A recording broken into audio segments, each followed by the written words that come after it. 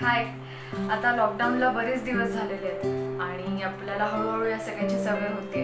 बरेच आर्टिकल्स आहेत किंवा बातम्या आहेत ज्या आपण इंटरनेटवर वाचतोय, व्हॉट्सअपवर आहेत, ज्या अफवा पसरवण्याचं काम करतायत, ज्यामुळे पॅनिक वाढतोय. सो आता मी एक आर्टिकल वाचणार आहे युवल नोआ हरारी याचं. कोरोना व्हायरसचं हे जे वादळ आहे ते संपल्यानंतर आपण कशा पद्धतीच्या जगात राहत असू किंवा आता आपण काय काय प्रिव्हेंटिव्ह मेजर्स घेतले पाहिजेत याबद्दल हे आर्टिकल आहे.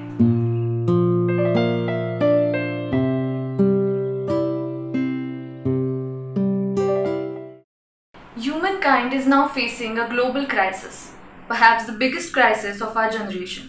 The decision people and governments take in the next few weeks will probably shape the world for years to come. They'll shape not just our healthcare systems, but also our economy, politics, and culture. We must act quickly and decisively. We also should take into account the long-term consequences of our actions. When choosing between alternatives, we should ask ourselves not only how to overcome the immediate threat, but also what kind of world we will inhabit once the storm passes. Yes, the storm will pass, the humankind will survive, most of us will still be alive, but we will inhabit a different world. What happens when everybody works from home and communicates only at a distance? What happens when entire schools and universities go online? In normal times, governments, businesses, and educational boards would never agree to conduct such experiments. But these are normal times. Here, Yuval has divided the aftermaths into 3 very thoughtful sections. First one is under the skin surveillance. In order to stop the epidemic, entire populations need to comply with certain guidelines. There are 2 ways of achieving this. One method is for the government to monitor people and punish those who break the rules. Today, for the first time in human history, technology makes it possible to monitor everyone all the time. In their battle against the coronavirus epidemic, several governments have already developed the new surveillance tools. The most notable case is China. By closely monitoring people's smartphones, making use of hundreds and millions of face recognizing cameras, and obliging people to check and report their body temperatures and medical condition, the Chinese authorities can not only quickly identify suspected coronavirus carriers, but also track their movements and identify anyone they came in contact with. A range of mobile apps warn citizens about their proximity to infected patients. You might argue that there's nothing new about this. When your finger touched the screen of your smartphone, the government wanted to know what exactly your finger was clicking on.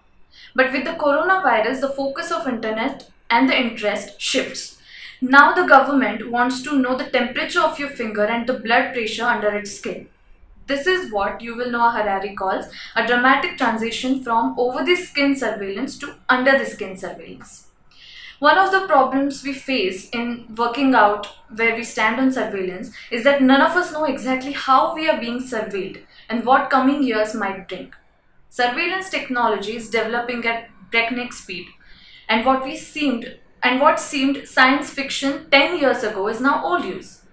As a thought experiment, consider a hypothetical government that demands that every citizen wears a biometric bracelet that monitors body temperature and heart rate 24 hours a day.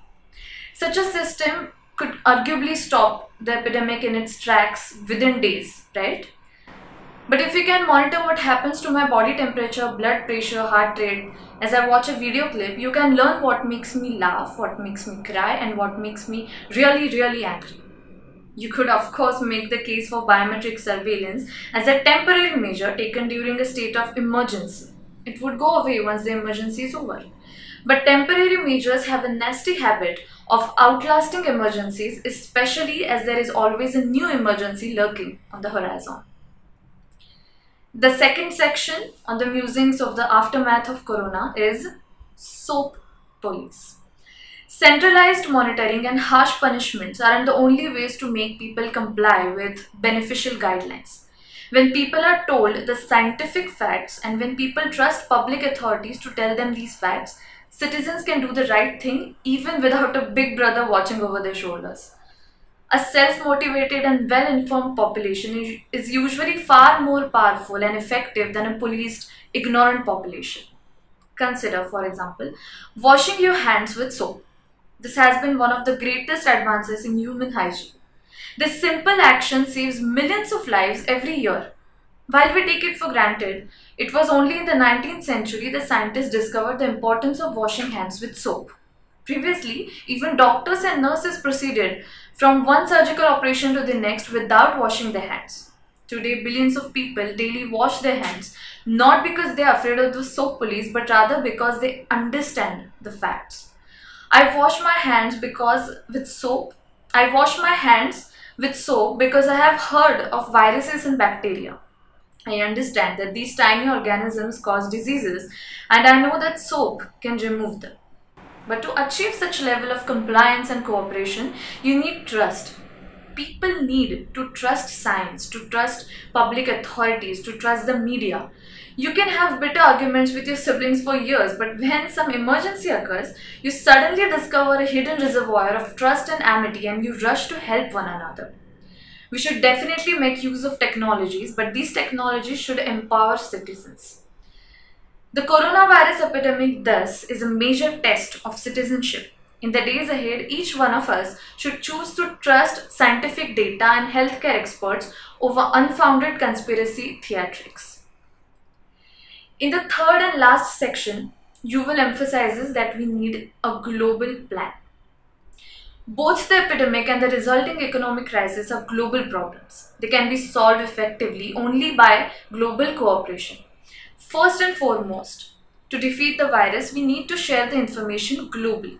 That's the big advantage of humans over viruses. A coronavirus in China and a coronavirus in US cannot swap tips about how to infect humans. But China can teach US many valuable lessons about coronavirus and how to deal with it. What an Italian doctor discovers in Milan in the early morning might well save lives in Tehran by evening. When the UK government hesitates between several policies, it can get advice from the Koreans who have already faced a similar dilemma a month ago. But for this to happen, we need a spirit of global cooperation and trust. Countries should be willing to share their information openly and humbly seek advice and should be able to trust the data and the insights they receive. We also need a global effort to produce and distribute medical equipment, most notably testing kits and respiratory machines. Global cooperation is vitally needed on the economic front too. Given the global nature of the economy and of supply chains, if each government does its own thing in complete disregard of the others, the result will be chaos and deepening crisis. We need a global plan of action and we need it fast. If we choose global solidarity, it will be a victory not only against the coronavirus but against all future epidemics and crises that might assail humankind in the 21st century. Hi!